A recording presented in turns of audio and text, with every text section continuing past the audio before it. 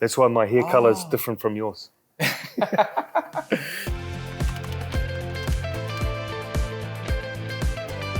Xin chào, tôi tên là Trương Anh Ngọc. My name is Trương Anh Ngọc. Xin chào, tên là Wayne. My name is Wayne. I'm from Vietnam. Tôi là người New Zealand, nhưng mà 50% người Việt. I do a lot of things, but firstly, I'm a journalist. I write books and write articles. I appear on television and I travel. And I travel a lot. I'm the CEO for AIA Việt Nam, a life insurance company here in Vietnam. I worked in Italy totally 7 years, but in 2 terms. 3 years and 3 years more, and then a little bit more months, and totally 7 years in Italy. And I've just been in Vietnam a little bit over 7 years, living in Ho Chi Minh, but traveling all around Vietnam. So we share the same thing, right? 7 years in Vietnam and 7 years in Italy. That's right. Right. Yeah. Oh my God. Italy, they have about more than 100 provinces and 21 regions. I have traveled to all 21 regions and about 95 provinces and all the big islands of Italy in Mediterranean Sea. Beautiful. Yeah, I traveled 7 years. And so 63 provinces in Vietnam, and I've been to 53 provinces. So I've been all around Vietnam, been Bắc, Miền Trung, Miền Nam, all of Miền Tây, all down the Mekong. I've traveled everywhere. Oh, you travel in Vietnam more than I do. The best memory. Look, I have lots of good memories in Vietnam. I was very lucky a few years ago to do the Sun Dom Caves in Quang Binh. And that was a very lasting memory for me. Just a beautiful experience and great 4 days in the caves, no Wi-Fi, seeing all of these wonderful things for the first time. So Vietnam is very lucky to have a beautiful place like Sun Dom Caves. For me, I think a lot of good memories, always good memory. And the best thing is that I have, I have 7 years and 7 years watching my daughter growing up.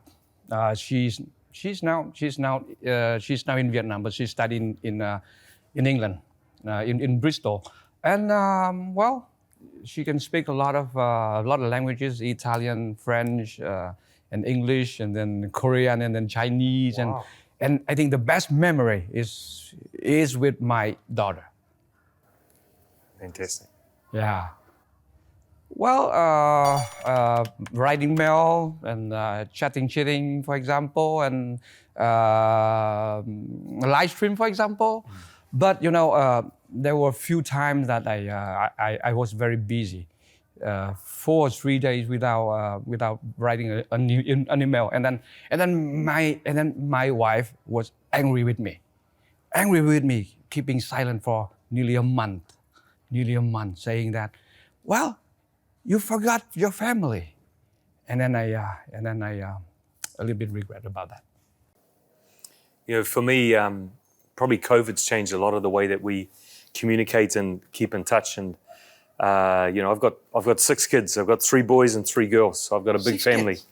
That's why my hair color is different from yours. And I've got 2 little ones as well. Little Romy Mai, actually, my youngest one. She's only 4 years old. Yeah. And so we have a little bit. The family been back in New Zealand for a little while now. So we have a ritual. My 10-year-old son and I, when he has his dinner, I have my lunch. So we try every day to connect for just half an hour. Doesn't happen every day, but we try and connect every day to catch up, see how school's going, talk about football. So that's our kind of our regular catch-up time. I have just only one kid, but I think it's the best thing for all of us is like with having time with family. Right. Having time with family, and I think I was lucky because when I travel, and when I live in Italy, my wife and my daughter always stay with me. Right. But for example, if I from Italy, if I flew to Brazil, to South Africa for World Cup or for Euro, I flew alone, and then I had to try to keep connected with them nearly every day. But I have told everybody that sometime I forgot, sometime I was too busy, sometime the connection was very lousy, so it was very difficult. And then my wife say, "You forgot your family." It's difficult too because you have the time zones, right? You have the time Yes. zones, Asia, Europe, New Zealand's so far away from me as well. So always trying to connect, there's a 5-hour difference between New Zealand and Vietnam. So, that's why lunch and dinner works quite well when we connect. So it's about that time. Yes, my most difficult time traveling was when I was in Brazil. 10 hours difference Right. from Vietnam and Brazil. So it was very difficult to connect to them. Language.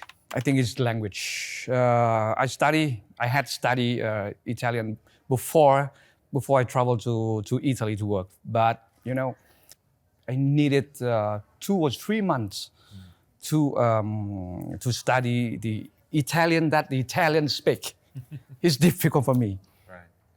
Yeah, I probably have a similar thing. Language is always a bit of a challenge, and nói tiếng Việt is rất khó. So learning. I've learned the language since I've been here, picking it up. I'm not by anywhere near fluent, but I practice as much as I can. Lucky I have some understanding staff that appreciate that. I think also for me, coming from New Zealand, things like weather, food, motorbikes. We don't have as many motorbikes on the street as Vietnam. So just adapting to that. It's a puzzle, right? Exactly. But, New Zealanders are by and large very flexible. We're very, very flexible, very relaxed. And so, not really a problem or a challenge, just something to be flexible. Yeah, my first month in Italy, working in the bureau, and I had a lot of phone calls, Italians call. And I didn't get it. I didn't understand that because they spoke very very fast, and then they spoke a kind of accent I never know. I never knew that. So what to do? Well, I went to the supermarket. I made friends with my neighbors, and I talk with them. I talk with them nearly every day just to learn the accent, And then after 3 months, it's okay. It was all okay. Wow. Yeah. That's very impressive. I think in Vietnam you have, me and Buck, me and Trung, me and Nam, a little different, Dom Zoi, Dom Goi, Dom Garoi. There are a lot of different accents as well in Vietnam. Sometimes different words, completely different words. So yeah, it's a bit of a challenge, but it's okay. Football.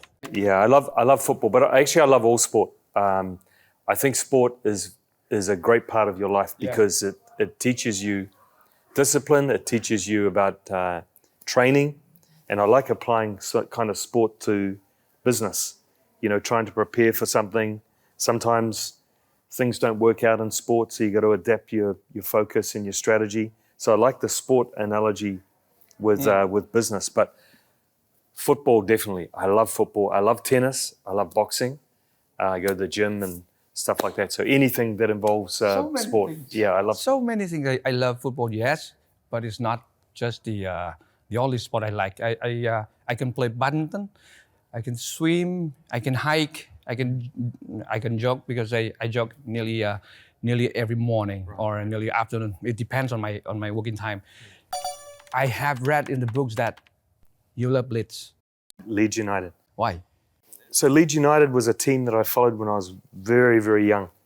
They were a great team many years ago. For 16 years, they were outside the Premiership. They were relegated. They actually got down as low as League One. Yeah. And then 2 years ago, we got promoted back to the Premiership, which was great. We had this Argentinian coach, Bielsa, right? Marcelo Bielsa. Very, very famous guy. And so we're very lucky. We had a great coach. And he transformed the players. The players were championship players. Nearly all the players that went into the Premiership didn't have Premiership experience. And we finished 9th in our first season back in the Premiership. Last year was a struggle. Yeah. We almost got relegated, but we're back for our 3rd year in the Premiership this year. So I've followed Leeds all my life. I never miss a game. I will Never miss a game. I will watch their game no matter what time on TV it's on. Yeah. And I'm lucky this year. I'm taking some VIP clients up to watch Leeds play Tottenham in London. So I'm doing that in November, which I'm really looking forward to. You should bring Leeds to Vietnam. Or Tottenham Hotspur. Tottenham Hotspur. Tottenham, we would love to have them. They've just actually been in Korea with Son's, the famous. Son Heung-min, yes. They've just done a bit of a tour around Korea, Tottenham. So. You love Leeds and I love Milan. Yeah. For more than 30 years now. They're the Italian champions, AC Milan, right? Yes, this year. And I follow Milan since 1987.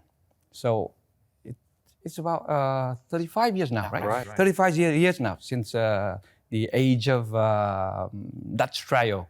Yes, Van Basten, Gullit, Rijkaard, and then I follow all the ups and downs of Milan. I cry for them, I smile for them, I laugh for them, and then I'm very happy because they won the Scudetto this year.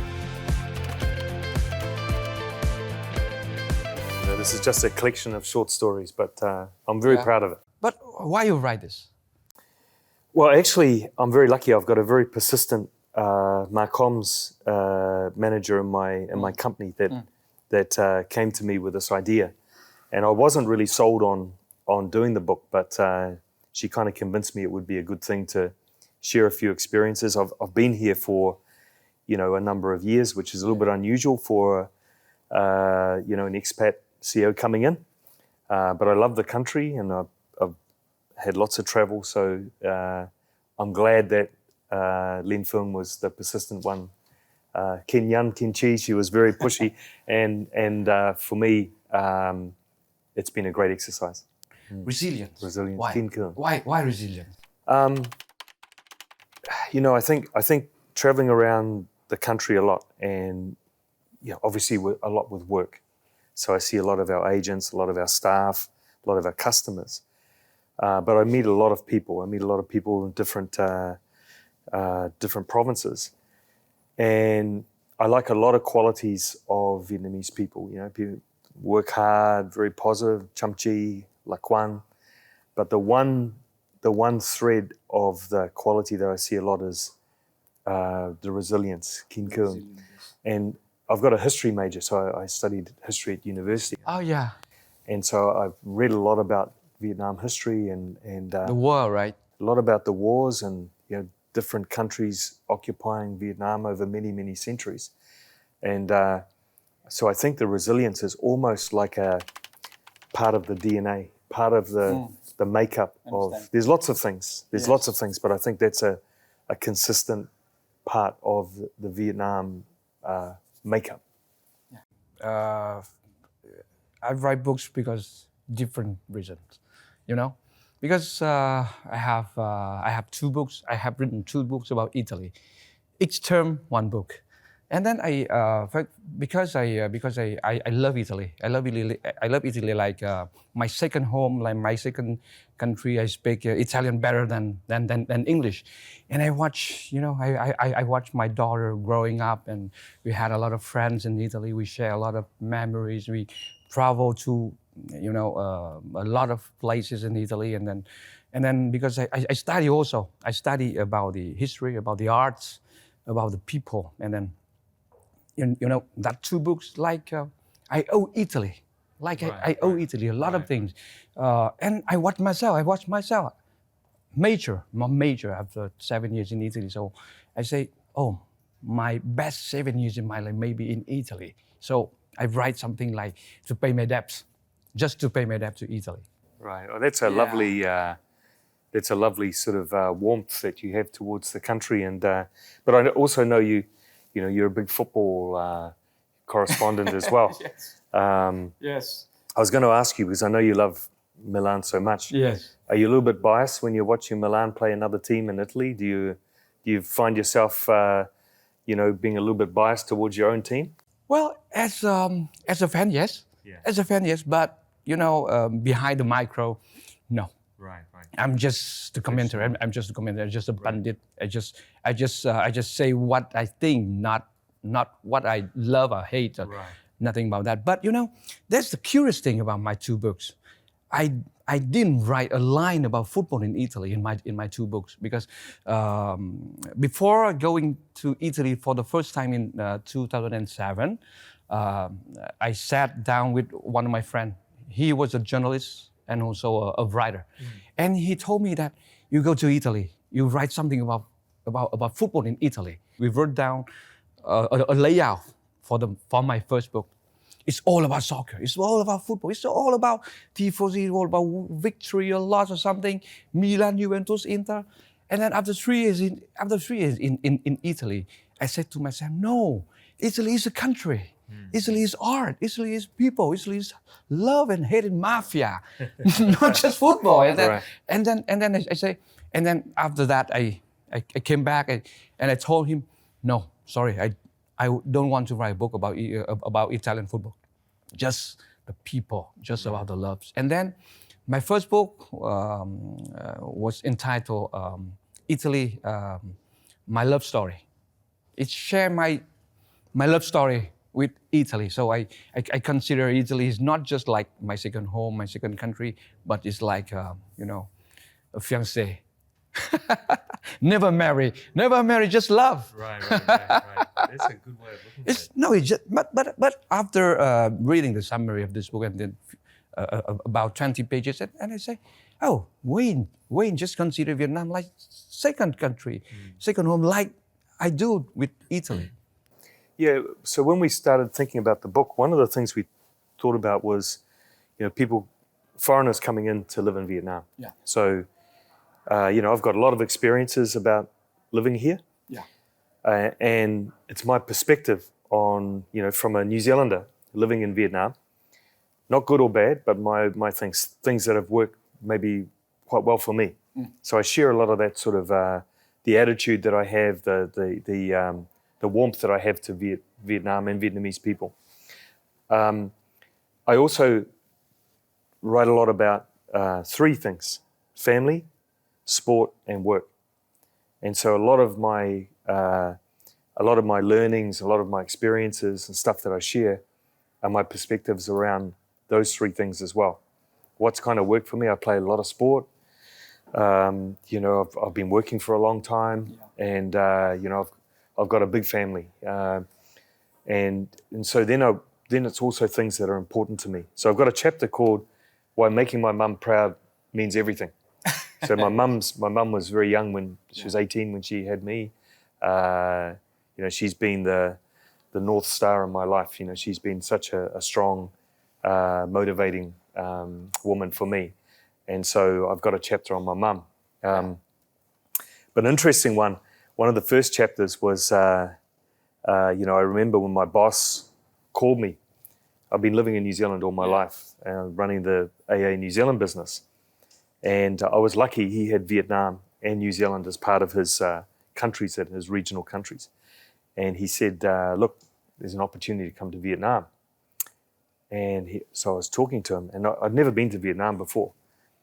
I had an idea of where it was, but I wasn't jumping. So I was Googling. Yeah. I was Googling while he was talking to me to see this funny little S-shaped country. Yes. Yeah? So the first chapter is Vietnam, the country I had to Google. So I think some of my experiences coming here, certainly for someone that hadn't been here before, a lot about how you might be flexible, how you might embrace and make the most of maybe being out of your comfort zone. Yeah. Yeah. I have read that chapter, and you share. I think that you share a lot of things with a lot of foreigners when they first heard of Vietnam. First, it's the war, and then it's a country. Right. Yeah. Like you. I think the qualities of the people here are just so endearing. Yeah. There's not that long ago, there were some very hard times in Vietnam, right? And the way that people are very positive, they look forward. I think people are aware of the history, they're aware of the challenges and the struggles in many parts of Vietnam. We were talking earlier about particularly Minh Trung, central parts, very, very tough, Quang Tri, Quang Binh, all around there. particularly in wartime. Very big struggle. Big struggle within Dom Ha and Quang Tri. The city was almost divided, right? So I think the people have certainly taught me a different perspective, having grown up in a little country like New Zealand, where we have such a small population, so isolated, with a reasonably settled history. Certainly not in wartime. We contributed to some of the big wars in Europe, but we've been generally a peaceful small country. So I've been very lucky to learn more and understand more, and it's been and maybe I also appreciate my own country a little bit, living in Vietnam as well, differently to how I was before I got here. And I talk about this in the book. It's good to be outside your comfort zone, and that's something that I encourage, particularly for our staff in Vietnam. Take a different opportunity, take a different role, go and do something different. Step out of your comfort zone, because you can learn more when things are a little bit maybe uneasy or not so comfortable. Yes. So I think that's one of the things that probably that I did, and I look back and reflect and think I am so lucky to have been here. May man, rat may man, to come to Vietnam. So it is a lovely place to live. Yeah, I'm also lucky to have you here. And you have any message, for example, message to the Vietnamese, the Vietnamese reader, and the message to, for example, to the New Zealanders? Well, I think the book is again, it's just a collection of short stories. It's quite a there's a bit about AIA, there's a bit about my work, there's a lot about sport. Sport, yes. There's a lot about my travels in Vietnam and different experiences that I had. A lot about my family. My mum's the second oldest of 11 children, and I'm the oldest grandchild, and we have a huge extended family. So we any family dinner, we almost have to book out a hall, a huge room. So we have, and my family are very, very important to me. And I have a lot of kids, so a lot of it's about the learnings with having kids and being part of a family that is a very grounded family, a very very humble family. So so I think for people reading it, it's my perspective on things, not right, not wrong, but my perspective. So I hope people reading it get a bit of value from it. For maybe foreigners coming into, I was talking to a mate of mine actually in the weekend. Unfortunately, the All Blacks rugby team lost to Ireland in the weekend. So a few of my Kiwi mates were watching the rugby. He's been here for, he's a very successful lawyer in Ho Chi Minh, been here for 26, 27 years, been here a long time. And funny enough, we're about the same age. We grew up about 10 kilometers away from each other, but I met him for the first time in Saigon 7 years ago when I arrived here. So lucky place, right? Yeah. So he was saying, look, I'm buying your book because when I'm bringing people over, it can give them a little bit of an insight from someone who's a foreign guy coming into the country, give them a little bit of insight into Vietnam. So, I hope that's a little bit, it helps some people, maybe. Sure. It helped me to understand you. Well, I think there will be a message. I think this is a big message for the spectators, for the football fans. Bring Leeds and Tottenham Hotspur here because AIA sponsor Tottenham Spur. Yeah, right. So look, and that's an interesting sponsorship, right? Because why not? We're only based in Asia, and we sponsor an English football team. Yes. Because most of the people that watch English football are from the Asian region. Premier League is number one here. It's number one. Yeah. And Bóng đá is a huge sport. It's by far the number one sport in Vietnam. So if we can influence and get Spurs down here, we bought David Beckham out a few years ago. He's the ambassador for AIA. So we bought Becks out, which was fantastic. He loved Vietnam as well. Wait, I just opened that 2 pages and I saw you and then the boys with the shirts with the AIA. Right. And then One of my dreams is, no, two dreams. First, Tottenham Hotspur will be here in some days in the future, near future. And then AIA maybe sponsor a lot of sporting event activities for boys, for girls in Vietnam. Right. Why not?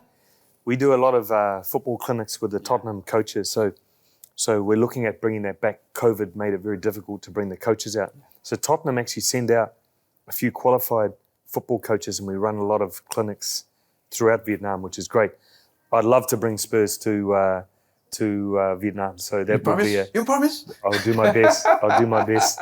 But you know, the whole key with the football piece and work and everything, you know, it's the focus and everything. I love that part about sport and business. Yes, this is very, very good talk. Not just about the books, not just about the Vietnam, but about Wayne. One of my, I think I like him very much. I like him very much because he, frankly saying, he's open-minded. He's also traveling a lot, and then he's very busy, but handsome too. And now about the book, because we are here today because of the book, right? Where the readers can find that book, this book, right?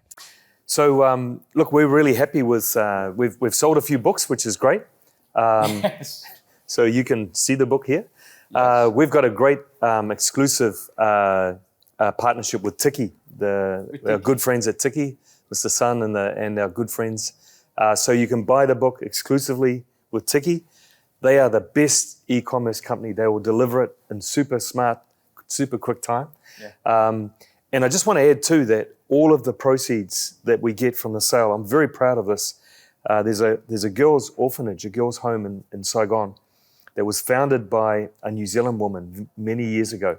And the New Zealand embassy continued to fund that girls' home to help the girls get out to school. And it's a personal sponsorship of mine as well. So all proceeds of the book will go to Ba Chiu Girls' Home as well, which I'm super proud about.